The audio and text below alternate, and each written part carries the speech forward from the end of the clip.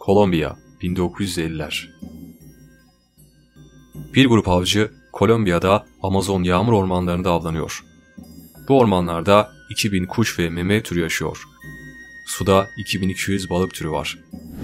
Aynı ormanlar 128'den fazla omurgasız hayvana ev sahipliği yapıyor. Burada sadece hayvanlar yok, 400'den fazla yerli kabile de bu ormanın zenginliklerinden yararlanıyor. O gün avcıların hedefi bir jaguar yakalamaktı. Ancak karşılarına hiç beklemedikleri bir canlı çıkacaktı. Biraz sonra avcılar ormanın derinliklerinde ilerlerken biraz ilerideki çalılıklarda bir hareketlilik olduğunu fark ettiler. İçlerinden birisi hemen oraya doğru yöneldi. Çalılıkları kaldırdığında bir çift gözün ona doğru baktığını gördü. Bu bir kızdı. Tahminen 7-8 yaşındaydı. Burası en yakın köy için bile 2 günlük mesafedeydi. Buraya nasıl gelmişti? Kız korkmuşa benzemiyordu. Aksine ortamdaki en sakin insan oydu. Avcılar kızı hemen yanlarına aldılar. O da zaten bu anı bekliyor gibiydi. Tek bir kelime bile etmemişti. Biraz sonra kızın konuşamadığı anlaşıldı. Bir şeyler geveliyordu ama temiz, anlaşılır bir cümle kuramıyordu. Avcıların ilgisi bir anda ona kaymıştı. Buraya geliş amaçlarını unutmuşlardı. Ekip avı erteleme kararı aldı. Hep beraber en yakın köye doğru gitmeye karar verdiler. Bu yaşlarda bir kız muhtemelen en yakın köyden ormanın bu kısmına gelmiş olmalıydı. Belki de ailesiyle gelmiş ve kaybolmuştu. Ya da orman dolaşırken yolunu kaybetmiş ve eve dönmek isterken aksi istikamette ormanın derinliklerine doğru ilerlemişti. Ancak üstündeki kıyafetler uzun yılların izlerini taşıyor gibiydi. Fazlasıyla aşınmıştı, yırtılmıştı, renkleri solmuştu. Avcılar köye vardıklarında kızı tanıyan birileri var mı diye soruşturmaya başladılar. Ancak onu tanıyan bir kişi bile yoktu. Belki de buralı değildi. Kızın dudaklarından dökülen anlamsız kelimeler bu yaraya merhem olamıyordu. Onun hikayesi biraz daha sonra gün yüzüne çıkacaktı. Avcılar kızı devlet yetkililerine teslim ettiler ve onu bir daha hiç görmediler. Küçük kız artık Kolombiya devletine emanetti. Devlet ona özel bir rehabilitasyon desteği sağladı. Kapalı ortama girdikten sonra asileşmişti. Herkese saldırıyor, sürekli bağırıyordu. Ama aylar geçtikçe ortama adapte olmaya başladı. Vahşiliği azaldı, insani özellikleri arttı. 1. yılın sonuna doğru artık derdini anlatabilecek kadar konuşmayı öğrenmişti. Onun ismi Marina Chapman'dı ve çok özel bir hikayesi vardı. Tahminen 1950'lerde Kolombiya'nın adını bilmediği bir köyünde doğmuştu. Hatırında kaldığı kadarıyla 3-4 yaşlarındayken birileri onu köyünden kaçırmış ve daha sonra Amazon'un derinliklerinde serbest bırakmışlardı. Bunun nedeni hala bilinmiyor. Belki yanlış kişiyi kaçırmışlardı ve geriye dönmeye üşenmişlerdi. Belki de planları değişmiş ve ona ihtiyaçları kalmadığı için serbest bırakmışlardı. Marina, Amazon ormanlarında tek başınaydı. Ormanda ne yapacağını bilmeden dolaşırken ağaçtaki maymunları saymaya başlamıştı. 20'ye kadar saydığında durdu. Çünkü anca 20'ye kadar sayabiliyordu. Ağaçlarda ise 20'den fazla maymun vardı. Onlar kapuçin maymunlarıydı. Mariana'ya göre onların eşsiz bir içgüdüleri vardı. Bir çocuğun onlara zarar vermeyeceğini biliyorlardı. Yine de maymunların ona ısınması biraz zaman almıştı. Benimle hemen oynamadılar. Doğru anın gelmesini beklediler. Uzun bir zaman beni uzaktan izlediler. Sanıyorum zararsız olduğumu bilmelerine rağmen yine de emin olmak istiyorlardı. Ya da bir yabancıyla nasıl temasa geçeceklerini bilmiyorlardı. Sonra, uzun bir zaman sonra artık beni görmeye alışmışlardı. Midesinde birkaç yeşillikten başka hiçbir şey olmayan bu kızın yardıma ihtiyacı olduğunu anlamışlardı. Marina, maymunların ağaçtan düşürdüğü meyveleri yiyerek hayatta kaldı. Bazı maymunlar bacağımı çekerek beni yere düşürmeye başlamışlardı. Bu tip durumların olduğu çok zaman oldu. Ben de onları iterek tepkimi gösterirdim. Maymunlar dalları kırar ve dalları meyve toplama aracı olarak kullanırlardı. En büyük dal alan maymun en güçlü olarak görülürdü. Onun bir ayrıcalığı olurdu. Benim için işler biraz farklıydı. Sonuçta bir yabancıydım.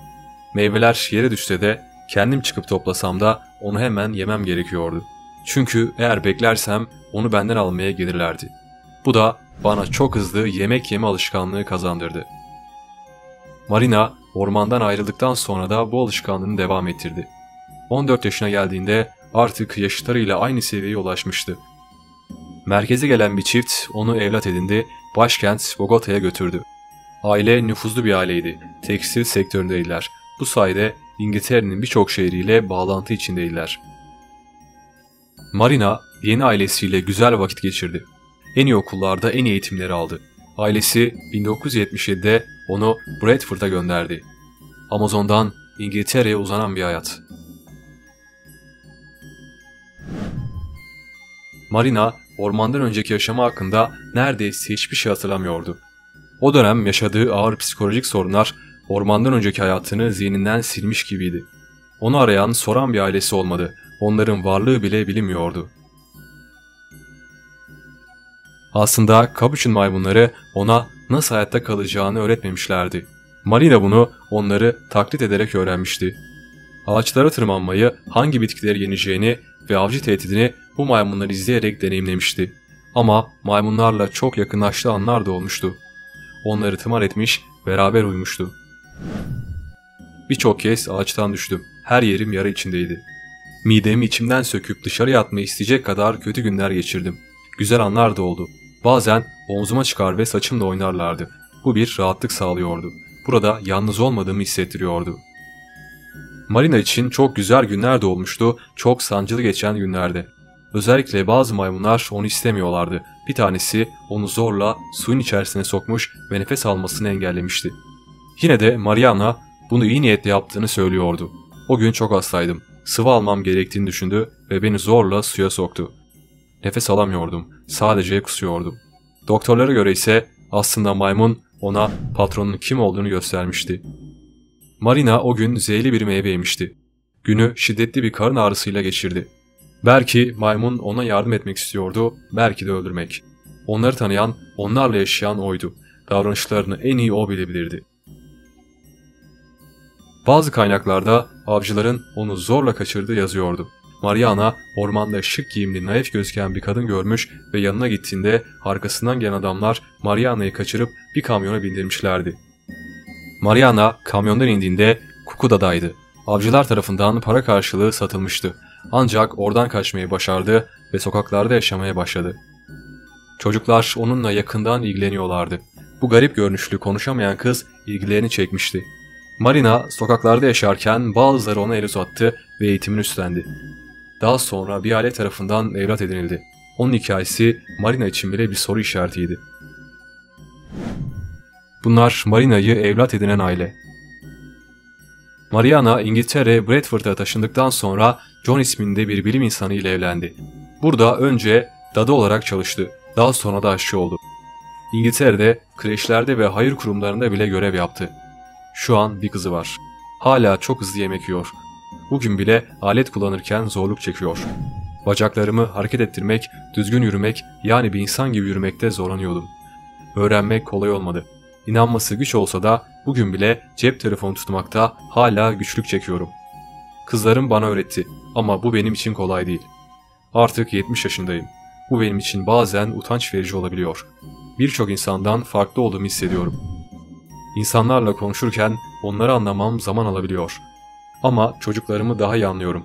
Onlar bana Amazon'daki kapuçinleri hatırlatıyorlar. Marina zehirlendiği gün için çok kötüydü. Ancak o gün büyük baba dediğim maymunun bana ilgi gösterdiğini gördüm. Bu çok iyi hissettirdi. Beni su akıntısına doğru götürdü. O günden sonra benim koruyucum oldu. Bana bakım yaptı, yemeğini paylaştı. 2007'de yine Amazon'a gitti. Bu kez yanında kızı da vardı. Burada araştırma gezisi yaptılar. Köyleri gezip insanlarla konuştular. Tarihleri değerlendirdiler ve 50 yıl önceyi hayal ettiler. Marina kızıyla birlikte bir kitap yazdı. Hikayesini bu şekilde insanlara duyurdu. O günleri çok iyi hatırladığını söylüyordu. Kızı her şeyin doğru olduğunu inandığını, ancak annesinin kronolojik sıkıntılar yaşadığını, tarihler hakkında emin olamadığını söylemişti. Brezilya'da bir ceviz kabuğu ya da muz gördüğü zaman ilginç tepkiler vermişti. Ya da bir torunu uzun bir dalda oynadığında hemen eski hatıraları canlanıyor, etkileniyordu. Anlattıkları birçok primatoloğun bilimsel çalışmalarına kıyasla eşi benzeri görülmemiş şeylerdi. Kızı kapuçinlerin en meraklı tür olduğunu, etkileşime girmek için çok sık ağaçlardan indiğini söylemişti. Marina ise kapuçinlerin onu dürtmek dışında pek bir şey yapmadıklarını söylüyordu. Ancak yaşlı maymunlar onunla ilgilenmişlerdi. Marina Chapman şu an 70 yaşında. Hayır kurumlarında çalışmaya devam ediyor. Bir dal bile görse aklına hemen 1950'lerdeki Amazon yaşamı geliyor, uzaklara dalıp gidiyor. Videoyu beğendiyseniz lütfen abone olmayı ve bildirimleri açmayı unutmayın.